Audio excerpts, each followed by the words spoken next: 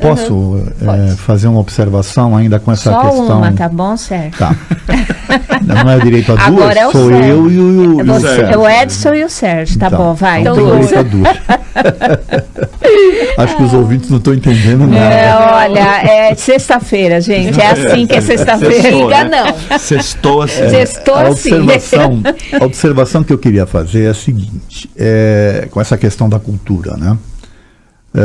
Desde tempos imemoriais, a cultura sempre foi objeto de contrapor e de despertar para o lugar não comum, ou seja, você olhar de uma outra forma as coisas. Vou tentar ser um pouco mais explícito, vai. 1 minuto. Você tinha lá o rei e você tinha o bobo da corte. Sim.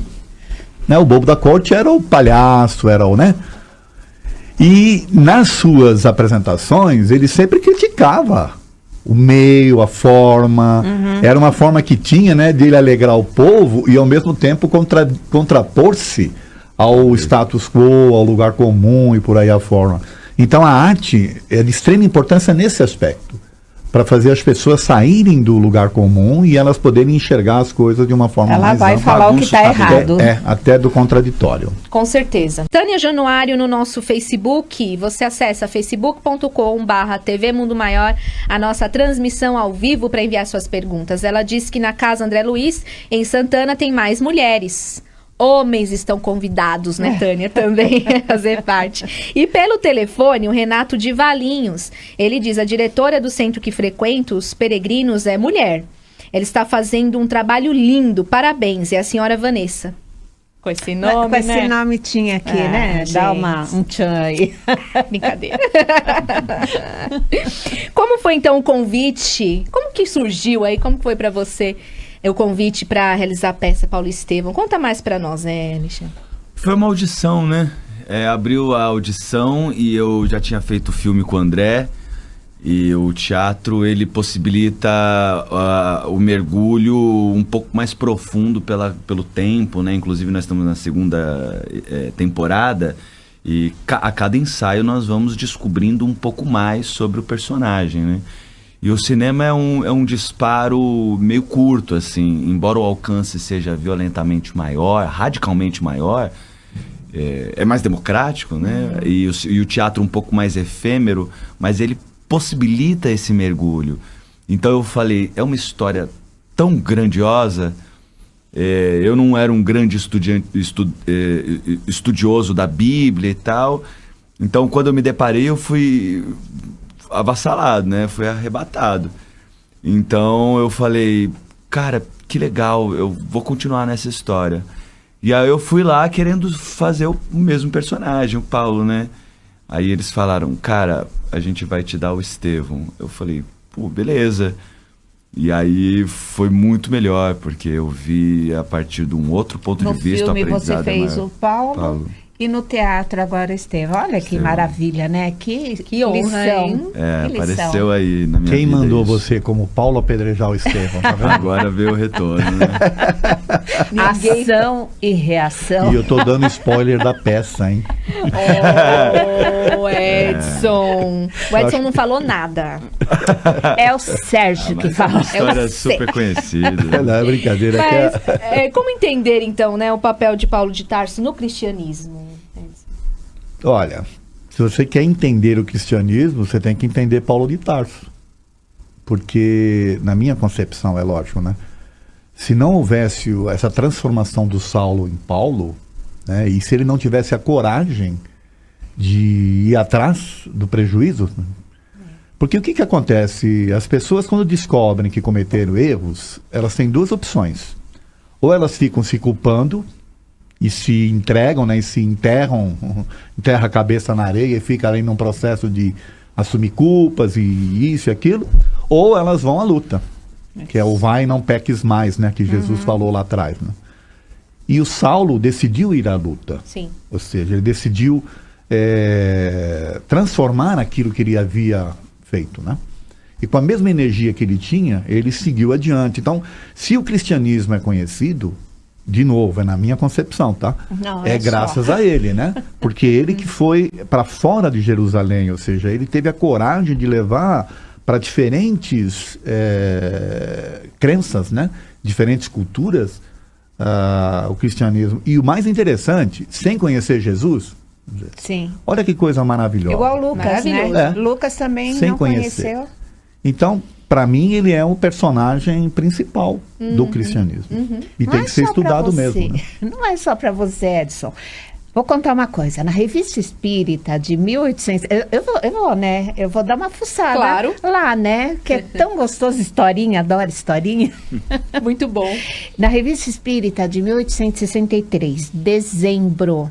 Quem quiser procurar, a gente não vai contar, porque é muita coisa, Sim. né? Mas está escrito São Paulo, né?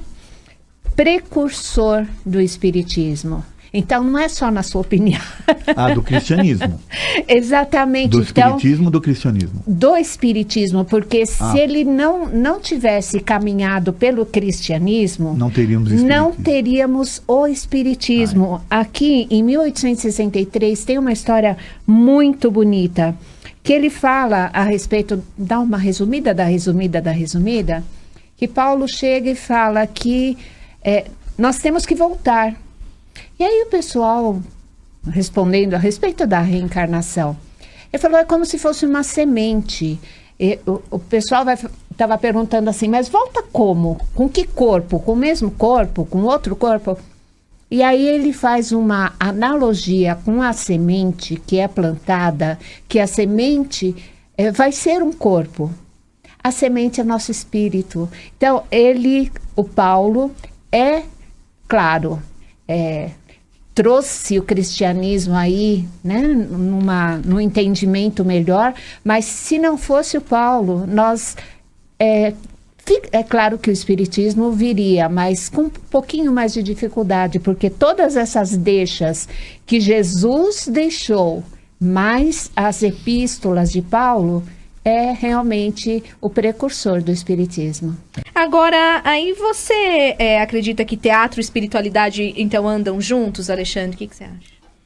Eu acho que sim, as maneiras de inspirações são muitas, né?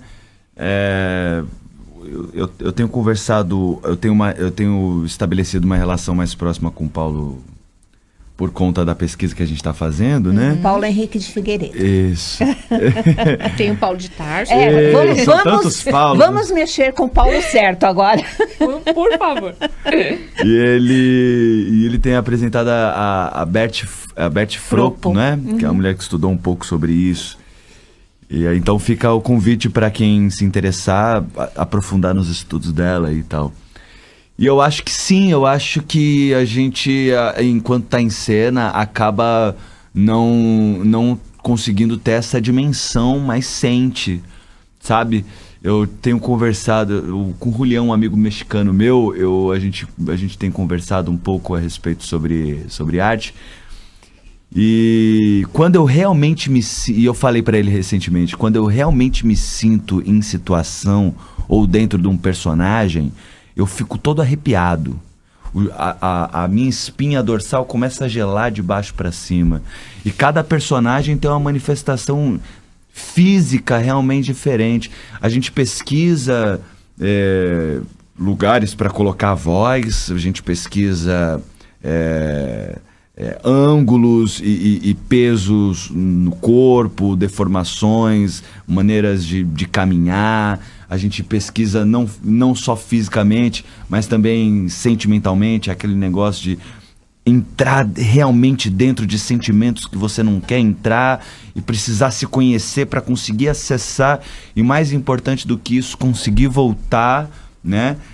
Entender o que é sentir ódio, ou dor, ou medo de verdade. O Estevão, eu tenho que me colocar à prova a cada ensaio, a cada momento, para saber o que é flertar com medo da morte, o que é flertar com perdão realmente.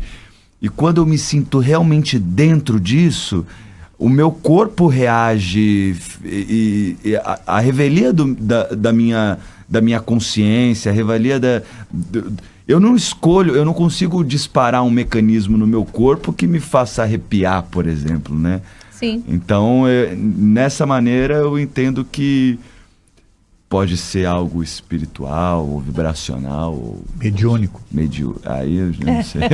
Aí Eu tô te dizendo. Sim, aí vocês têm mais autonomia para dizer do que eu.